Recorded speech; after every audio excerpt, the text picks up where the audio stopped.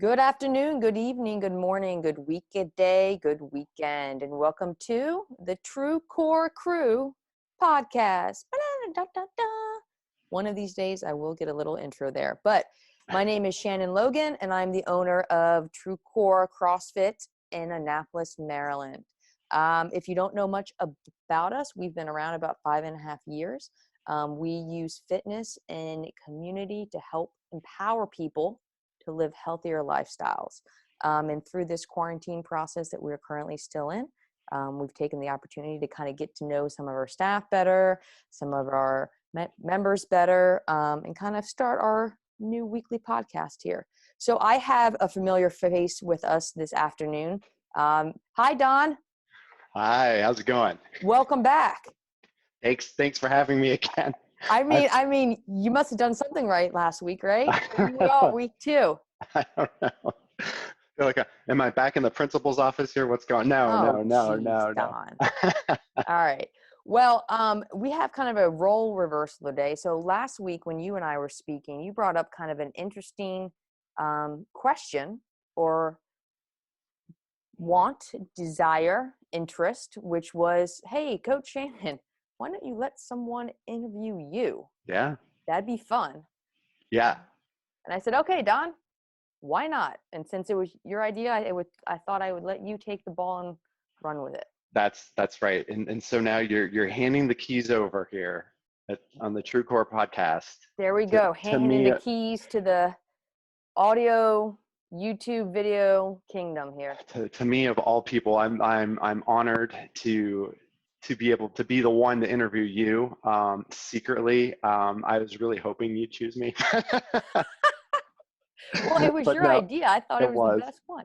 Plus, I got some ginger love for you, man. Yeah, I mean, hey, we gotta look out for each other. But no, I mean, I think our members and prospective True Core members would really love to hear about your journey as an athlete, as a coach, and as an owner. And I feel like we see you coaching classes, we get messages from you, we get inspiration from you. But at the same time, hey, I feel like there's so much to learn about you, and I think and that's why I brought it up. I think it'd be a great opportunity to be able to sit down with you and to hear what you have to share and to hear your perspective. Because I'm sure there's a lot we don't know, and a lot that would be really interesting to a number of people. So you think it'll be interesting? I might just put you all to sleep. You never know. I doubt that. You make something not interesting. I don't think so. Well, it comes with the ginger hair, right? Ginger locks, yeah. So yeah, I was really hoping we could learn about your background and your story. Sure. So why don't we start out wherever you want to start out? You lead. I'm going to follow today. You lead, I'll follow. Well, when was the first time that you really felt you were you're like, this is what I want to do for a career? It depends on who you ask, and it depends on what the seriousness about it was. So I've been an athlete in some respect all my life. I started taking Taekwondo at age 5. Right. And by age 7, I was telling my parents I wanted to own my own studio one day. I wanted to own my own dojo one day. And so thread that out a little bit. I played sports all the way through sophomore year of college, and I was basketball, softball, Taekwondo all the way through high school. It was just kind of what I did. It's how I existed. It's what I did for fun. It's what I did for stress relief. I just love to move my body in space. There's something about it that for me, I feel centered and grounded and kind of refocused when I get a workout in, however that looks. And so I always had some kind of fitness something. And I went to college. Let me back up. I was Catholic school K through 12, Catholic all girls high school. Silver Spring, technically Rockville, Maryland. Holy Cross, Tartans. Shout out to all those Tartan Holy Cross girls back in the day. Plaid skirts, good stuff.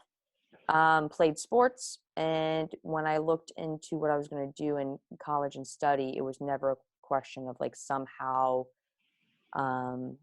health and fitness was going to be part of it, because it just was what like I loved. Yeah. Like I was already into that. You know, I took athletic training classes my senior year of high school, and some stuff like that. Okay, And so ate, lived, breathed, slept. Yeah, you know, I found a lot of identity in it, I think. I think when, like, I just loved it. I just loved being active. In grade school, so I did martial arts year round, and then I would do softball in the spring, basketball in the winter. And there was like a lap between, especially my 7th and 8th grade year. I got my black belt when I was 13 in 8th grade. And like the couple months leading up to that were grueling, and as they should be. And so there were many days where I would like get off the softball field and my mom would pick me up and have dinner in the car, and we would change clothes and get to the Taekwondo studio for like 7:30 class, and I would be there till 9. And then I would get home at like 9:30 and then shower and go to bed. It's just, I just love moving. I just love being in motion. So you mentioned basketball. Yeah. What was your position? Did you play multiple positions? I was a number 2. I was a shooting guard. Okay. I'm 5'6", 5'6.5", and I reached that height, I don't know, maybe like end of high school. Like I was never extremely tall. I've always had decent lungs, and I've always had decent foot speed. That comes from Taekwondo. Like it's weird. My reflexes are still wicked quick. Like I'll drop something and then I'll shoot up my hand real quick and catch it. And I'll be like, oh, did that just happen? But so when it came to like cutting back and forth and defensive low positions and stuff like that, I was all about it. I played third base for softball too. Okay, I was going to ask, that was my follow-up. Yeah. Hot corner. Yes. Hot corner. And so my reflexes came in handy there. But yeah. All right. And then I went to a small college in Maine to start off with. I went from living in Silver Spring with my folks, and while I love my parents, being like a teenager and just being me, I was like, I'm gonna get out of here. And we have a small cabin up in Maine on a lake that's in like rural boondock Maine. We don't have TV, internet. We actually have an outhouse. Wow. And when I was a kid, we'd go up there and spend 6 weeks every summer. So that's one of my like happy places, like one of my heart happy places. And so when I was like, where am I going to go for school? I'm going to go up north. Maine. Maine. I'm going to go somewhere in New England. So I applied to a couple schools up there, got into them all. My mom tried to keep me in state. You know, the whole apply to Salisbury thing, got in, apply to Maryland, got in. Okay. You couldn't pay me $1 million to go to Maryland my senior year of high school. It was like 25 minutes. It was like 20 minutes from my parents' house. I'm like, there's no way. Too close. I got to go 1,000 miles away. Yeah. And so I ended up in a small school up in Maine, University of New England in Biddeford, right outside of Portland. And I started out as an athletic training major up there, playing softball up there as well. Okay. Yep. And then it's really cold and it's really dark in Maine for a really long time, come like November. Yeah, I was gonna say, is softball season like 2 months out of the year? What is it? Yeah, right. So like it's crazy. We would start practice in February, which was like a joke because literally negative 19 degrees. But we would do it in like gymnasium and have indoor balls and that kind of stuff. Okay. But our season would literally be like 6 weeks, and we would do double headers. Every game was a double header, every single game. So my freshman year when we played, you would alternate. So one year they would be an away game, both games, and the next year they'd be a home game. The way that worked, we had like 3/4 of our games that year were away games. It was crazy. So like you're playing softball in Maine end of March, where they're literally still plowing the softball field because there's 1.5 feet. Oh my God. Oh so my God. I like came home. I said, you know what? I love Maine. I absolutely do. I love it. But the majority of my experiences before college had been July, August, and September. Right. Yeah. Yeah. The peak, the perfect times. Um, and it was just a different culture. So Mhm. halfway through sophomore year, I transferred back down to Maryland, which is ironic because, like I said, you couldn't pay me $1 million Right. to go after senior Yeah. year. But I missed the culture of Maryland, and I loved having things to do. My first college was a small town, as I said, and there was not a lot to do. And so I transferred to good old College Park and picked up a kinesiology uh, undergrad degree with a pre-physical therapy underline. So the game plan had Okay. been to go to PT school. Okay. Yeah. So how was Maryland? Maryland was awesome. I loved it. It was an interesting transition because like I got there halfway through sophomore year and, friends have friends by then. But I did have a crew of people from high school that I still was kind of really close to that I kept in touch Hmm. with. So I kind of fell into that, but then I just found new friends as well. Um, I think that's where like my adult life really started.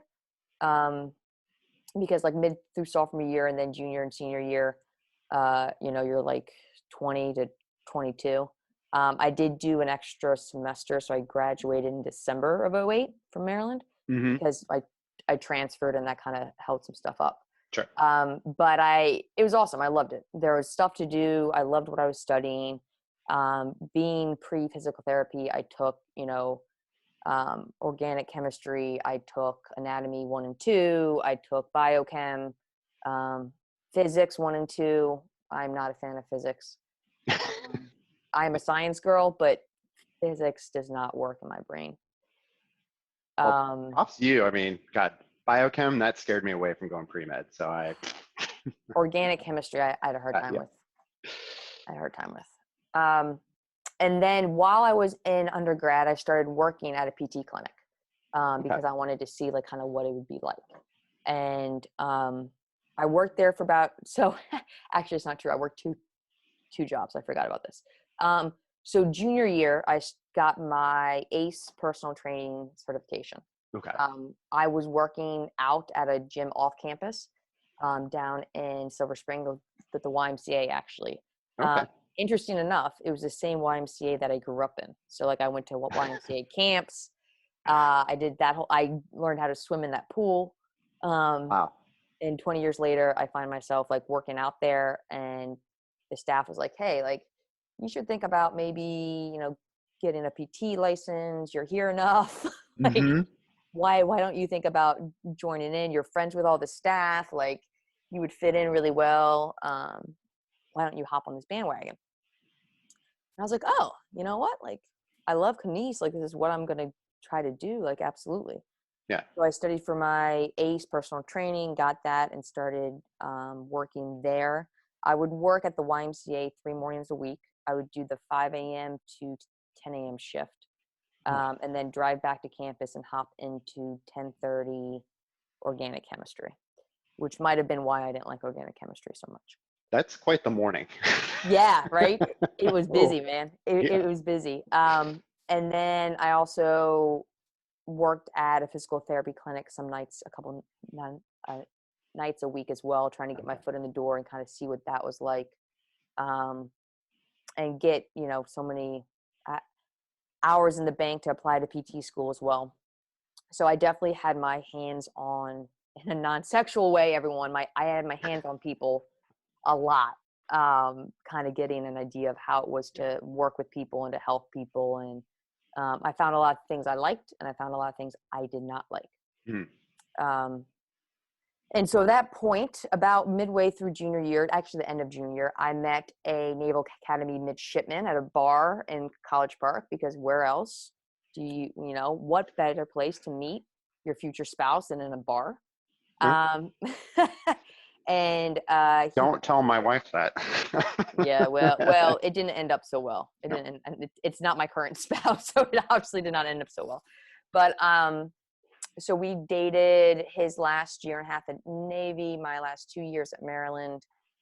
He got stationed down in Virginia Beach. My senior year at Maryland, he deployed, and I worked and then graduated from Maryland, got a Mm-hmm. full-time job at the YMCA that I was working at, led group exercise classes, continued with the personal training thing. Okay.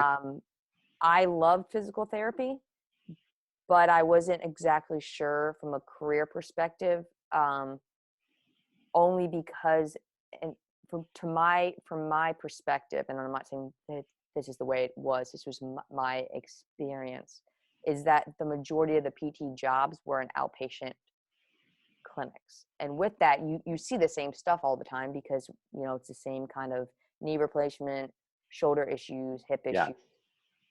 And I loved learning what I was learning pre-PT, but I didn't know if I wanted to be in a clinic setting the rest of my life. Yeah. Okay. And so I played with that a little while. I worked at the YMCA for about 6 months. Then I moved down to Virginia Beach when my boyfriend, then fiance, got back from his deployment. Okay. I got a job at a big global gym down there called One Life Fitness. Okay. I actually went to graduate/PT school in the summertime for like one semester. What I decided to do was I took Old Dominion's gross anatomy course that they give the med students and the PT students. And I took that with the PT students to kind of see what it would be like. Oh, yeah. That was an experience because that was a 7-credit course in 7 weeks. Oh, yeah. there was a lot of love for cadavers and formaldehyde and a lot of fun stuff. But I would work in the morning. I would work again from 5 to 10, and then I would go to Old Dominion from 10:30 to about 8, and then rinse and repeat the next day. Well, I'm picking up on a little bit of drinking from the fire hose in some these different phases here. I don't do a lot of things halfway. I need to learn how to kind of, and I have, now that I'm older, I'm starting to hit that, like, not quite 35. I'm not quite 35, but I'm starting to get to that point. And I've learned through experience that you don't always need to go full throttle. But I am someone that will do whatever I need to do to survive or get to where I want to be. Mm-hmm. So by this point, working full-time job at One Life Fitness. I am now married to an active duty naval officer, living in Virginia Beach. And we did a second deployment. He went to Iraq for 8 months. That was fun. That was some stressful times there. We had a couple IED things happen, and just there's some stuff there that was uncomfortable for sure for both of us. Mm-hmm. And then he got home, and then we got transferred up to Annapolis. He got stationed at Navy, and I moved up here, and I had the conversation that, like, hey, I like personal training, but I need something more. Like the reasons I love PT are great. Again, the application of it on a career way, like, you can't make more money unless you train more people. And a lot of that is like more hours of the day. Mm-hmm. And one of the things that CrossFit is really cool about is it kind of weeds out people that don't want to be there. Yeah. As well, if you go into like a 24-hour fitness or a One Life Fitness or Golds, like, and you're a PT client, you may not really want to be there. You may like sign up, but don't actually really do anything. Mm-hmm. And so I was like, I love to work with the clients that want to work with me, but I don't like dragging people through leg raises if they don't really want to be there. Right. Yeah. Going back to the YMCA, you said you led some group classes. Mm-hmm. What types of group classes did you do? Dude, I did an ab class, 6-pack summer. Ooh. I did step class. I did like a hand dumbbell weight class. Okay. Like, like little dumbbells. And then I did all kinds of like weight training, individual stuff, and small group stuff. Okay. So like teaching people how to use the leg press, how to squat, how to overhead press, how to bend over row. Yeah. All that kind of stuff. All right. Yeah. But then when we moved up to Annapolis, and I was like, I got to do something for the next phase, I applied to 2 grad schools. And I needed to be in state, and I applied to Maryland, and I applied to ODU. I'm sorry, I applied to Maryland, McDaniel, and Okay. GW, George Washington. Okay. Yeah. And George Washington was kind of a long shot just because like it was in DC and I was living in Annapolis. Mm-hmm. And it was freaking expensive. Yeah. Really expensive. I can imagine. Yeah. So I actually forgot a major important fact. So right before I moved to Annapolis, Okay. I discovered CrossFit. Right before it. I was waiting Yeah. waiting for the bombshell here. Okay. So I discovered, like, I had heard about it, and I had been to like the .com, like, headquarters website, and like Okay. back then, this was in 2010. It's still like the misty days of CrossFit. The misty days, man. Yeah. There's not a lot happening, and Okay. boxes are just starting to sprout. Mm-hmm. And like the .com webpage was real basic. It was just still like the tan background, one picture of like a desert workout, and then like the workout of the day. Like that was it. It's like a GeoCities type. Yeah, it was really. That was it. Yeah. I think all they had at that point was a level 1. And so I discovered CrossFit in December of 2010. Okay. And I walked into the box and I looked around and I saw these people sweating and grunting, and it was a very small box, like maybe 1,000 feet, probably not even that square footage. Okay. And I was like, and I did my introductory class or session.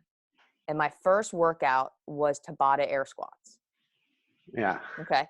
All right. Yeah. Meanwhile, background, I am now running marathons on a pretty regular basis, about 3 a year. Oh, okay. And I'm weight training at the gym an hour a day. And I'm a personal trainer by nature. So apparently I should be fit.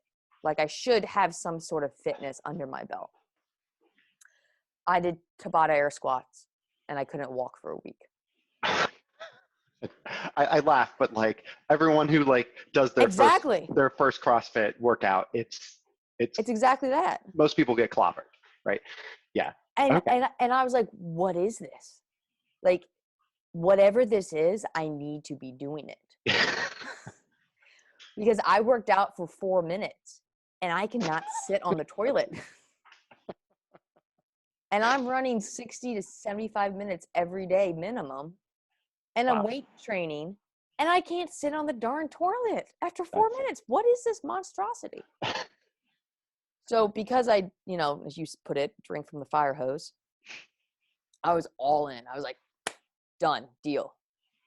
So I joined this box in Virginia Beach for like a month. Okay.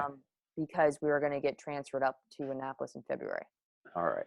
And Karen, 150 wall balls for a time. They had this purple wall. They had this wall where you do wall balls. And they had a rule. Their colors of the gym were like purple and gray or something. Okay.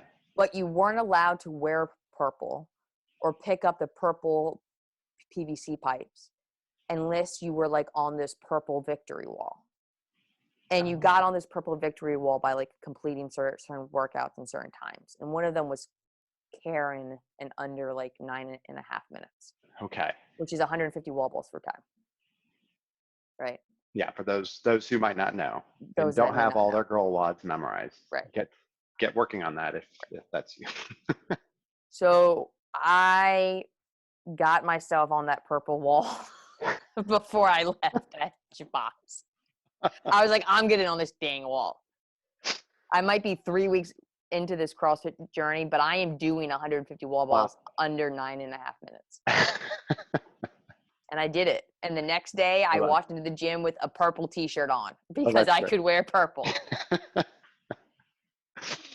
That's great. I don't think I've heard of a box that has a rule like that. Like you can't wear, Right. Like, again, this was back 2010. Yeah. Things were a little bit more militant. Yeah. So we got to Annapolis and I found a box here. We joined here. And again, like I was just full-fledged working out CrossFit 5-6 days a week. I had to learn about rest days. The Kool-Aid will do that to you. When you have Kool-Aid, yes, that's what we say, but all right. And also, like, I'm coming from an endurance background, right? Like, I'm running marathons. So in my mind, more is better. It And so took me, when did the marathon start? When did you get into that? yeah, sorry. No, that's I all right. got into that in college. In college. Okay. So basically, when I transferred to Maryland, I stopped playing softball. Okay. Okay. And it was the first time in my life I wasn't on a team sport. And it was the first time in my life I wasn't competing. Mm. And I didn't know what to do with myself because I was like, huh? And so a really funny thing about that is pre-junior year of college, I hated to run. Like, people would tease me because the worst part of practice would be like the one lap around the field in the beginning. I would hate to run. Aline is listening to this portion of the podcast and she's really enjoying it. I hope so. Go ahead. Yeah. I hope so. And so, like, one day I went to go to the gym and there was a really bad traffic accident and traffic was backed up and I couldn't get there. And I was like, I need to get a workout in. Yeah. And I was like, oh, I'll try to go for a run, I guess. Ugh. And I went out and I ran 3 miles. And I was like, what just happened? Like, what? So again, because I don't do anything halfway, I went from that day of running 3 miles to running my first full marathon in 7 months. 7 months. Wow. Yeah. All right. 3 miles became 5, became 7, became 10. The next spring, I was running my first full marathon. Well, you had all that extra time between going to work in the morning and taking organic chemistry. Might as well fill it. You got to numb your mind somehow, right? You got to ditch it all. All right. So now you're back in Annapolis, Yep. and you are hitting WODs 5-6 times a week. Yeah, and I'm a personal trainer at 24-hour fitness. Okay. And I've just applied to grad schools. That's right. So I'm doing CrossFit WODs at 24-hour fitness on my break if I can't get to the CrossFit gym before I go to work. You can imagine how well that went over. Because their treadmills were downstairs and their weights were upstairs. Yeah. Well, so I would sprint down the stairs to get on a treadmill and then sprint up the stairs to get to my weights and then sprint down the stairs and just make a fool of myself. So 6 months into CrossFit, I was like, all right, I got to learn how to coach people with this stuff. Like, I'm a personal trainer. I'm working out with it. I believe, I feel, I experience, I know this is the best way to train people. I've done it all by this point. And now I'm young. I think I've done it all. I'm young. You had done a lot. I've done a lot, but I was like, this stuff is legit. So I got my level 1 in July of 2011. Okay. I got into grad school beginning in September. I got into GW, and then I got a full ride because they wanted me to teach undergrad anatomy and physiology class, A&P, since I had taken that doctorate level ODU gross anatomy course. So I was really, really, really blessed because they paid for my graduate school and then paid me a stipend. And so I started coaching classes at a CrossFit gym in Annapolis. And then I would go to grad school as well. So it's kind of like a part-time deal. So I would it depended on the day. Like I was in DC normally 3 days a week. Okay. I was teaching, I was holding labs, and then I was taking classes, of course. Oh, Professor Shannon over here. Wow. Right? I know. Wow. So a really funny story about that is one Monday I walked into class, or one day I walked into class to teach these undergrad kids, and I had a bruise on my collarbone from a power clean, right, from the barbell, from the bar, catching it wrong. And all the like 18-year-olds were like, I was like, what's up? And they were like, you have a hickey. And I'm like, no, I'm married at this point. I'm like, that stuff doesn't go on when you're married. I'm like, this is from a barbell, guys. So I went to graduate school at GW for my master's in exercise physiology. Okay. I started out as cardiac rehab. So spent 1 year in the hospital setting with patients post heart stents or post heart attacks or things like that, and kind of getting them back up to snuff where they could walk and go up steps and not feel horrible. Okay. And again, I learned a lot, but I was like, not sure I want to do this. And so I changed my concentration to strength and conditioning. Okay. So I finished out my undergrad with a master's in exercise physiology with a concentration in strength and conditioning. During that second year, I got an internship at the Naval Academy in their strength and conditioning program. So I was working over in Ricketts Hall with the football team, the guy and girl soccer teams, the wrestling teams. And I was doing conditioning with them 3 nights a week, I think it was. Okay. And so I finished up undergrad with part-time CrossFit coach, full-time teaching assistant at GW, and then strength and conditioning coach at Navy. So I had a lot of like experience in being in the trenches when it came to like, how am I going to program a workout for someone and why? And then at the end of grad school, you have to take like comprehensive exams. And I had a project where I had literally had to write out an entire year of programming for a D1 football team. And so like programming to me is like my bread and butter, man. I just love it. That and like how the body works. Like I took anatomy and phys so many times and I taught it so many times that I just love understanding how to optimize it and like why it works the way it works. And then I graduated grad school, and then I went into managing a CrossFit gym full time, and that was my gig. I did that with my undergrad and master's degree, and I was managing it for a while. Okay. And at this point, like, so this is like the business side of things too, or is it what when you say manage, what do you? I'm coaching classes. I'm Okay. doing intros. I'm selling. I'm leading coach development. I'm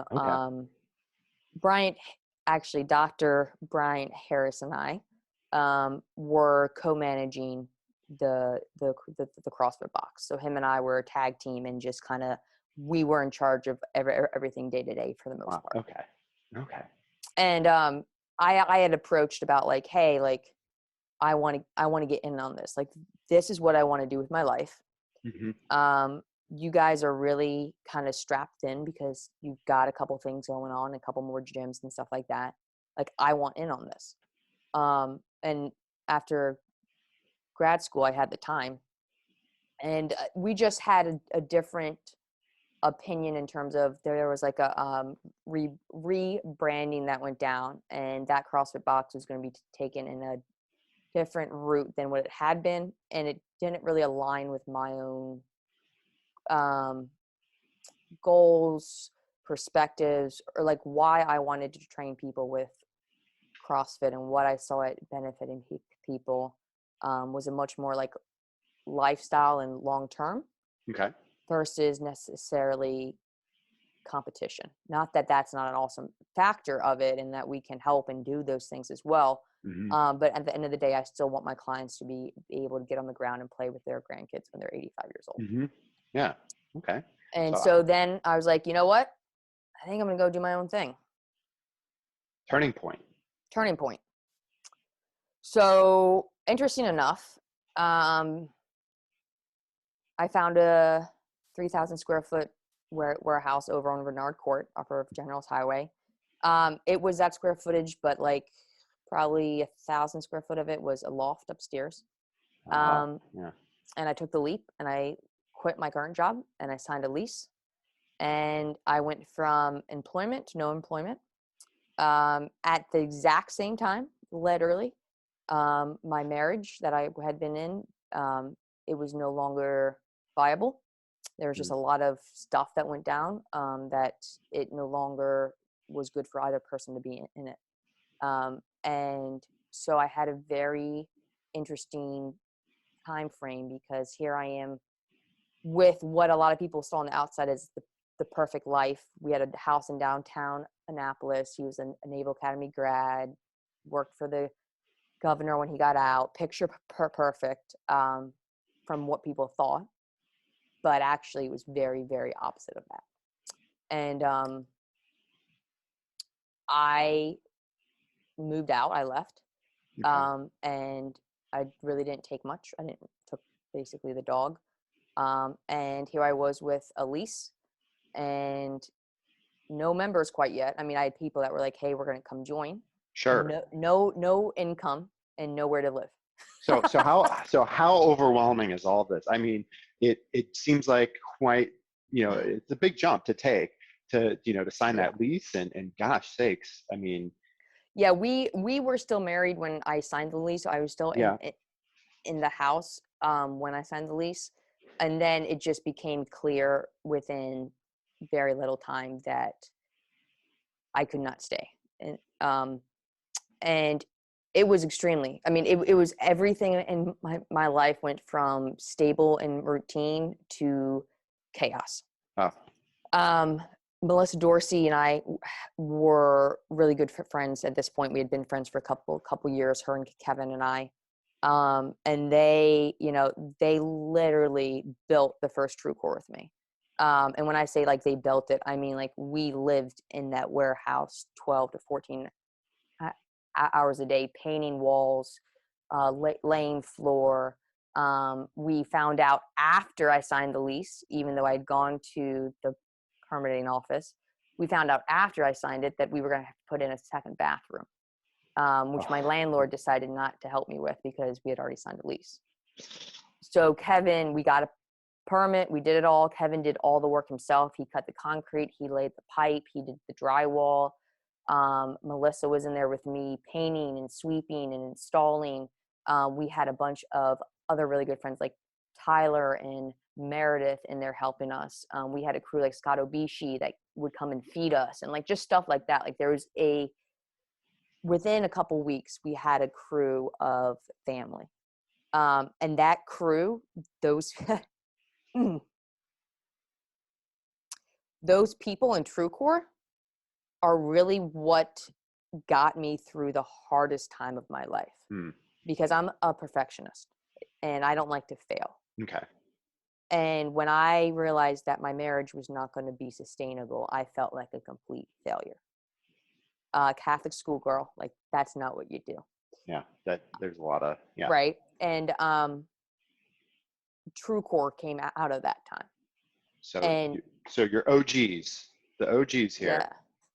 Yeah. Like they held me up, man. Like I'm not kidding you. Like Melissa would meet me at the warehouse and bring me food for the day. Because I would be sleeping either at her house on her couch, upstairs in the loft, or I eventually found a friend to stay with for a couple months. Wow. And so the name TrueCore comes out of the fact that I wanted to create a place where no matter what a person's background, gender, age, athletic capability, interest, job, none of that stuff, they could walk in the door and immediately feel accepted and embraced for exactly who they are.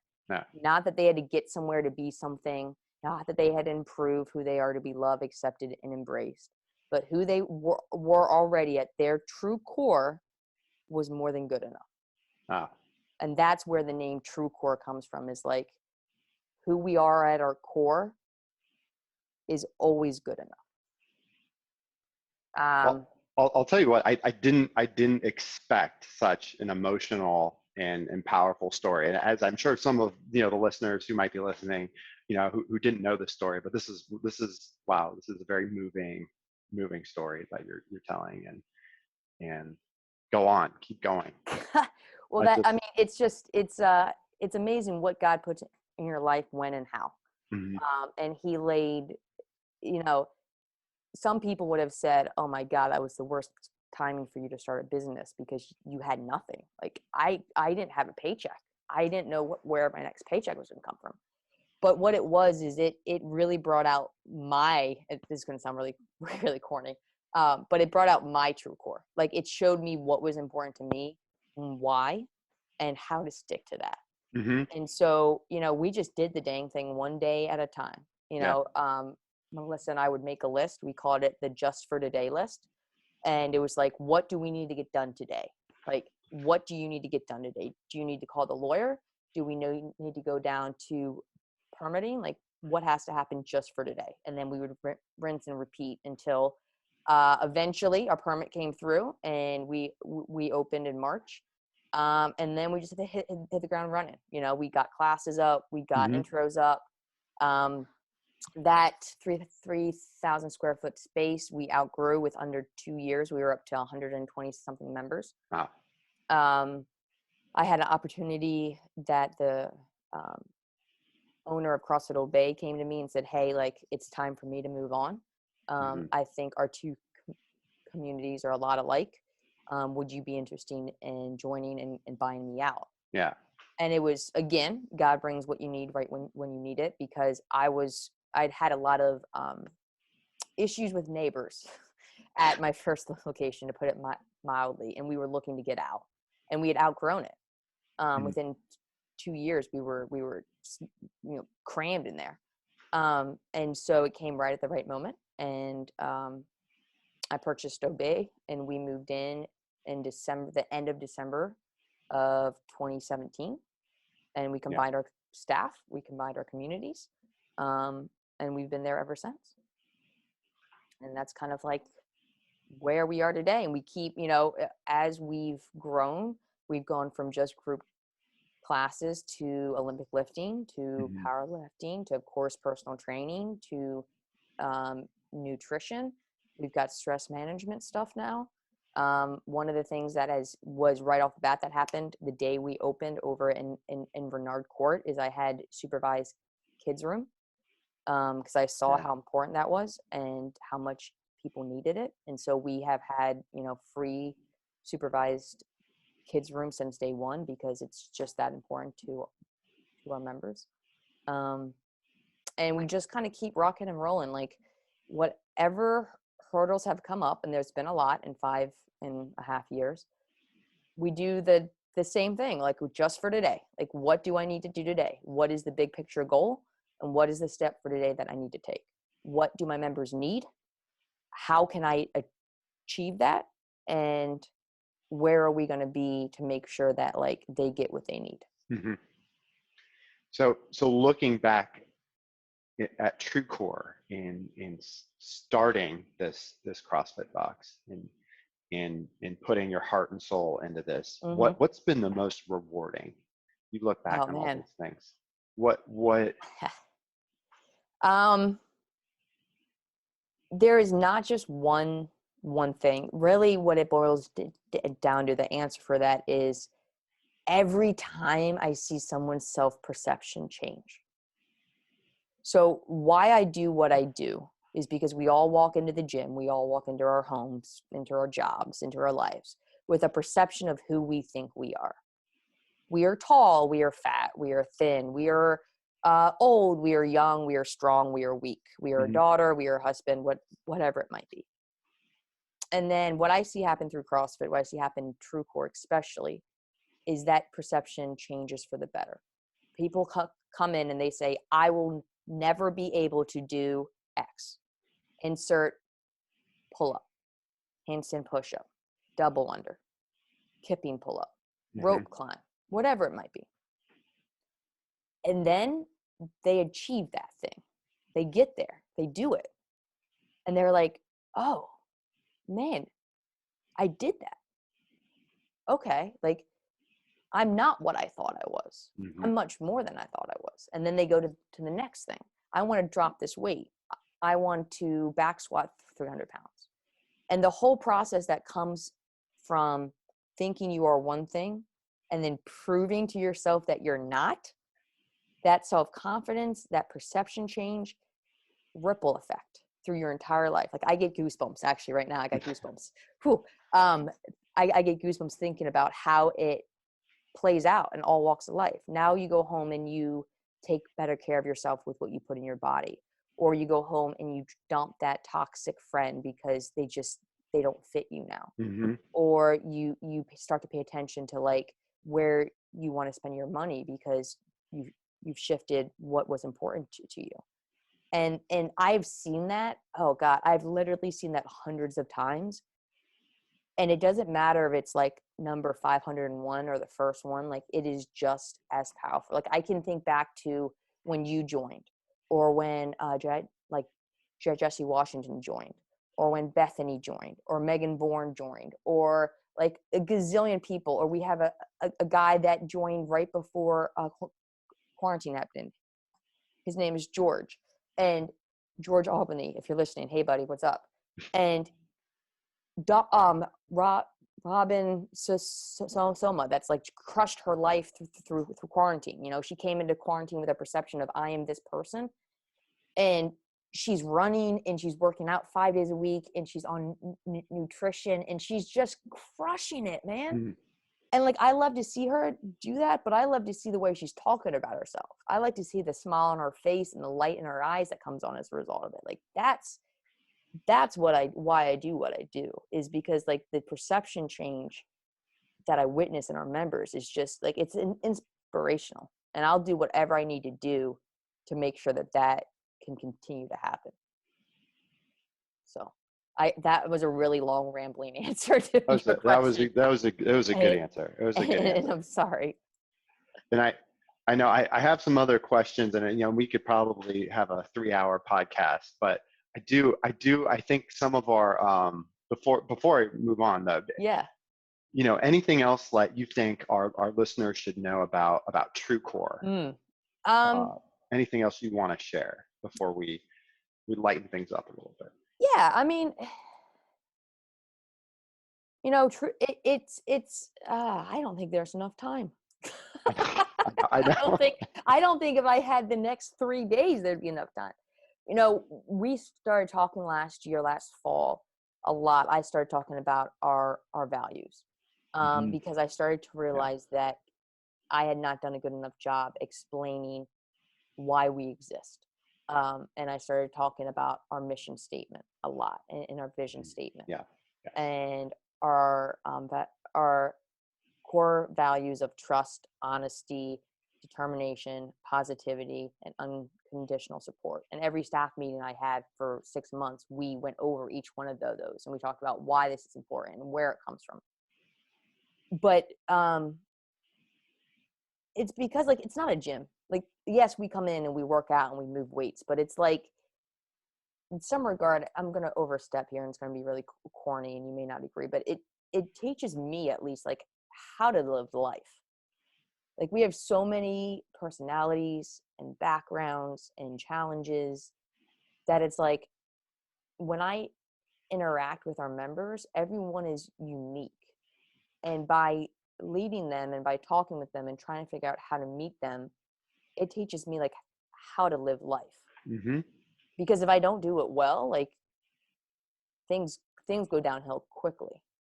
And so I've had to grow up. Like, I've had to grow up and say like, wow, you have a weakness here, or like you have a strength here. And I've also had to like admit when I'm wrong, and that's cool. Like I'm okay. Like, I've messed up a lot. Like, I can't count how many times I've messed up. We all do. Yeah. Right. Exactly. Yeah.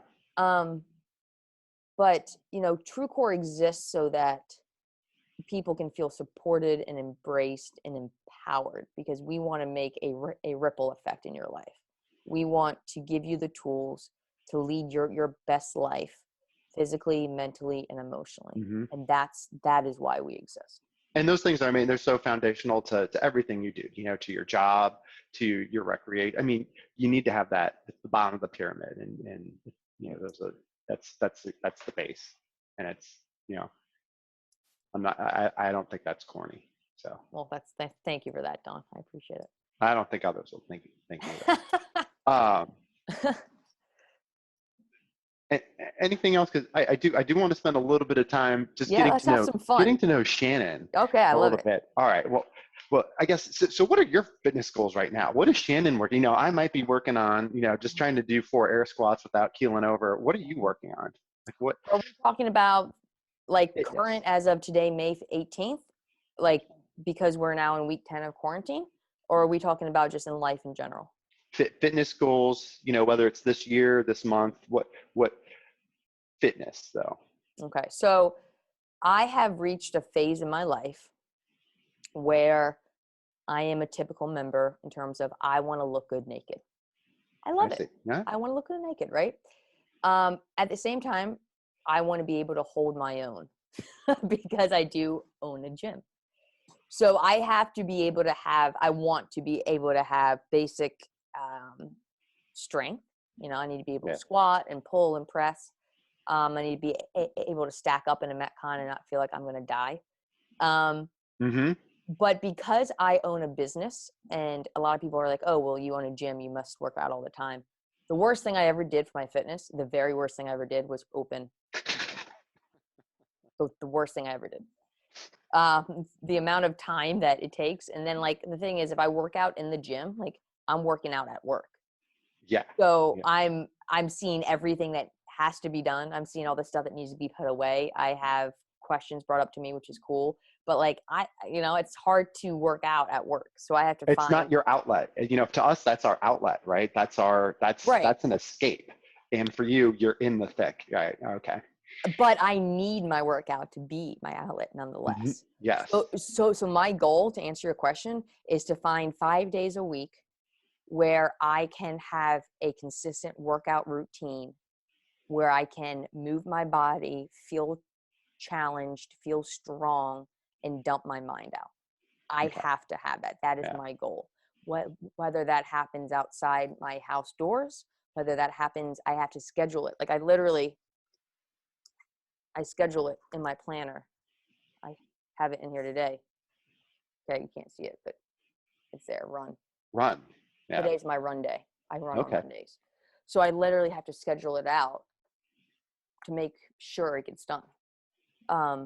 Because it's very easy to get sucked into this vortex of screens. It is. But it is long-term consistency. Okay. And still kick butt against some of my coaches. You gotta. No one is competitive, so that's the good thing. No. Inside a CrossFit box, never. Not at all. Never. So when you're not managing the box and you're not finding an outlet, trying to work out not at your box or wherever you can do it, what does Shannon like to do outside the gym? What are Shannon's hobbies? What are you doing? What are you doing to pass the time? I love to be outside. Yeah. I love to be outside. Anything I can do outside. We have a great yard here, but it's a lot of yard work. So I found enjoyment. I put headphones in and just go do yard work. I love to be outside and I'm still moving my body. I love to take the dog through walks in the woods. I love to read. We stopped watching TV like last fall. We cut it out. It's kind of seeped its way back in quarantine. But we don't watch a lot of TV. I might watch, a show 2 days a week right now. But I love to read. I read, What's on your nightstand right now? What do you do? Right now, let's see. I unplugged myself. Hang on. So I'm kind of in my office that I've made through quarantine, and I literally have a bookcase. So that's all like work, educational. I see books. Supple Leopard up there. Yeah, Supple Leopard. And then I have like progressive, like betterment stuff. I have a pretty strong faith. And so it's gotten stronger through quarantine. And so I'm constantly reading about like perception on higher power and how to have better, connection, communication, that kind of stuff with whatever your higher power might be. I also love just easy, fun books. So an author I read a lot is, I want to say her name is Ellen, but it's not. It's Elin, Ellen Heldberg. And she's got like probably like 24 fun summer novels that take place in Nantucket. And I've read like 18 of them in the last year, I think. I got turned on to her last spring, and now I just read her all the time. Okay. So I like to do that. I like to organize. Is that weird? Hey, bowl one up my alley over here. I like a little bit of organizing too. I sit down every Sunday and I plan out what workout I'm going to do what day, what meal I'm going to cook what night. Like I like to plan out my week like that. That for me is oddly enjoyable. I love to spend time with my hubby. That's something else that TrueCore has brought me that I didn't mention, not that I forgot, but there's a lot of stuff. John, my husband, my amazing husband, worked 2 doors down from our first location in Renard Court. Mm-hmm. So him and I kept bumping into each other in the parking lot, and I kept giving him crap for not coming in for the workout. And then the first time he came in to check out the box, he gave me all these excuses why he couldn't do it. And that's exactly what I told him. I said, all I hear is excuses. And so he decided that was a good reason to ask me out to lunch. And that sounds like its own podcast episode that we should stay tuned for. Maybe part 2. Maybe part 2. But what other fun questions do you have? Well, why don't we move to our lightning round, since we're closing in on time here, but then we can round out with anything else Sure. you want to finish up. But I have some quick questions for you. And we're going to cycle through these and see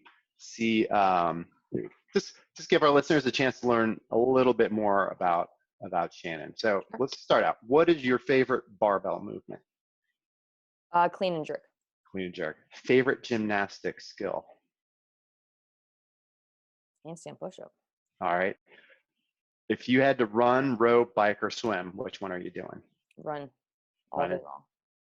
And then what's second? Swimming. Swimming. I love swimming. What's your favorite lift or skill to coach?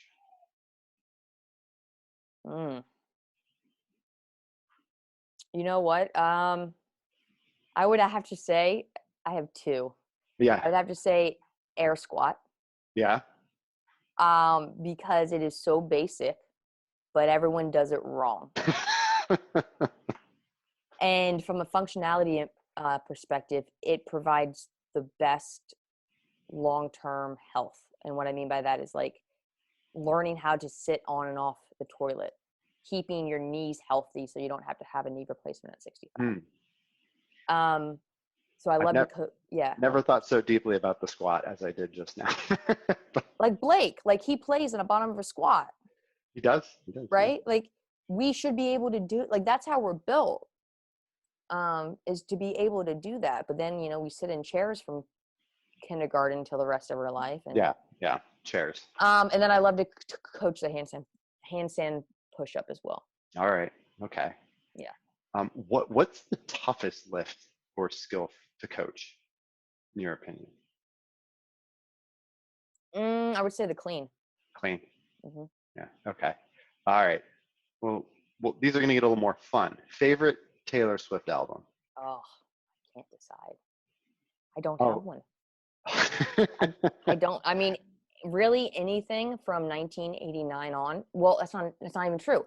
I mean, Red was just so powerful, and it all depends on my mood. It all depends on my mood. Like Red is a little bit more acoustic. It's deeper. 1989 came out when I was building TrueCore. So there's a lot of emotional stuff tied into that.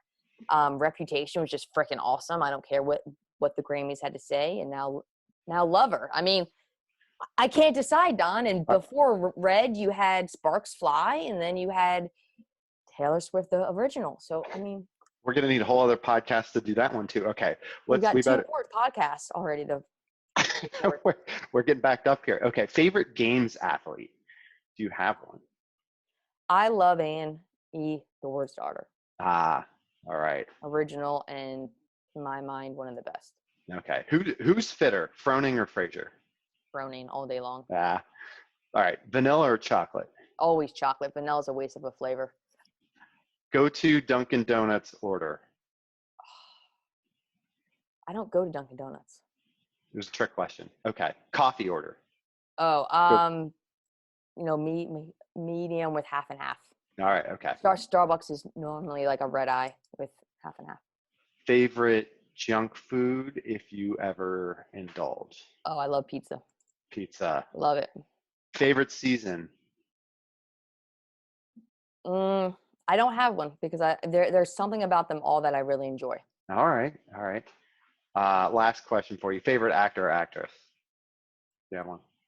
I love Julia Roberts and Sandra Bullock. both. There From you like, you know, my middle school, high school days. go. No. Runaway Bride. I mean, come on. Fantastic. One Eyed Snake. I won't go any further than that. That's all I have. Anything else? Awesome. What else, Shannon? Tell us. Nothing. I mean, I've talked way too much as it is. We I can go on tangents, as you kind of figured out by this point. This was awesome. This was awesome. This was great. It was great. I was so happy to be able to have this sit down one-on-one with you, It's and been awesome. for you to share your story with me and with everyone else. I think it's just been wonderful, and I learned a ton, and Cool. I have so much respect for your background, your story, you know, what you've gone through, and I feel like we barely even scratched the surface. But any quick follow-up questions? I feel like I went on a very long kind of tirade about everything, and I didn't give you a little bit of a chance to kind of, you know, chime in there, much less ask. I feel like I asked as many follow-ups as I could. I mean, cool. All right. I just wanted to make sure I didn't cut you off somewhere along the way. No. Well, this is me. Awesome. What can you say? But I want to thank you for taking the time out of your day yet again to kind of bond with us True Core crew out here. It's been fun for me chatting. I mean, I'm always open to having conversations with anyone, anytime that wants to chat about True Core or me. And I just want to say thanks to all our awesome members who have been here and been part of the journey for 5.5 years, whether you're still with us or not. You have brought something to, you know, the whole gamut, and we are what we are today because of each one of you. And I'm grateful for it. I'm grateful for all the good, and I'm grateful for all the challenge and stuff too. So, been fun. Awesome. All right. Well, on that note, we will sign things off. Thank you guys for taking the time to listen today. Go ahead, and if you like what you hear, hit the subscribe button, either on Podbean or iTunes. Give us a quick review. That'd be great. Preferably a couple positive good stars. And we will see you next week right here on the True Core Crew. Have a great week, guys. Stay safe, stay healthy, stay sane, and we'll keep you fit. Take care, y'all.